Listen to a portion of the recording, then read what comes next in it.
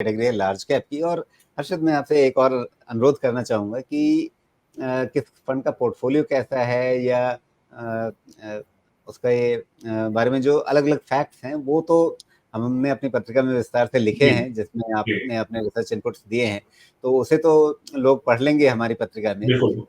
लेकिन आपसे जो मुझे चाहिए यहाँ पे, वो आपका एक कहिए कि इनसाइट इन कैटेगरी में जो नाम आए हैं, या जो उनका प्रदर्शन रहा है, उसके बारे में आपकी अपनी एक दृष्टि क्या बन रही है?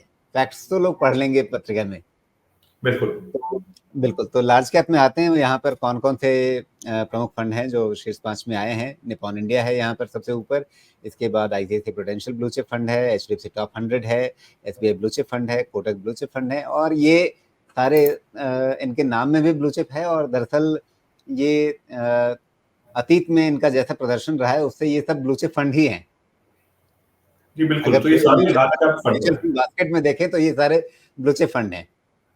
जी, बिल्कुल, बिल्कुल। तो ये लार्ज कैप कैटेगरी में प्रीडोमिनेंटली तो वही फंड रहेंगे जिनका एलोकेशन जो है वो लार्ज कैप के प्रति ज़्यादा रहेगा, ठीक है? कंसिस्टेंसी बहुत है राजीव जी, ये सारे फंड जो थे, ये पिछले वर्ष भी हमारे टॉप 5 फंड्स में थे।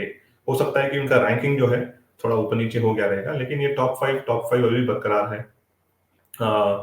अगर हम बात करें, बहुत सारे अगर आप बात करेंगे राजीव जी, तो इंडेक्स फंड्स के रिलेटेड बहुत सारी चीज़ें चल रही थी, राइट? जी, ठीक है।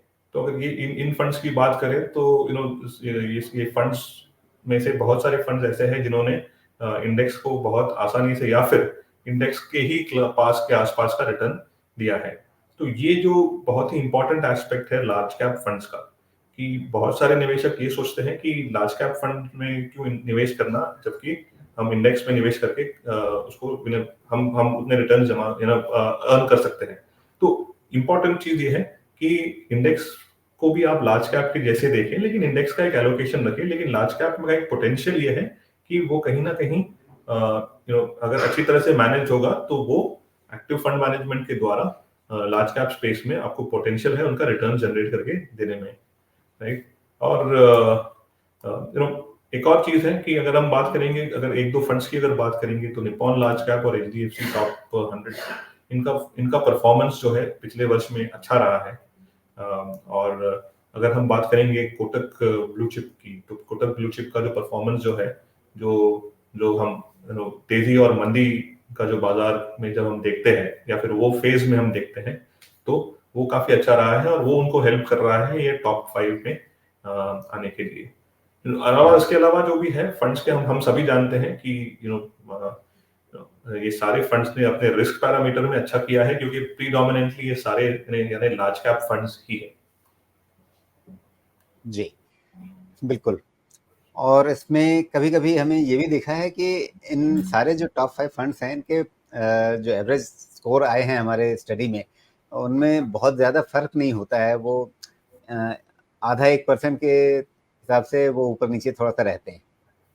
जी, जी। अगर इसमें अगर देखेंगे राजीव जी, जो जो डिफरेंस जो है वो बहुत ही मार्जिनल है, जी, राइट? अगर हम एवरेज की बात करें, राइट? क्योंकि हम क्या कर रहे हैं, हम अलग-अलग फेजेस और 1 ईयर, 3 ईयर, 5 ईयर का रोलिंग रिटर्न लेकर फिर उनका एवरेज ले रहे हैं, ठीक है? तो कहीं न कहीं हमने इसको ये एनालिसिस या फिर इनको इनको स्टडी करने के समय में हर एक फेज को भी हमने उनमें देखा है, राइट? जैसे एक साल का परफॉर्मेंस रोलिंग रिटर्न ले लीजिए, या फिर 3 साल का या 5 साल का।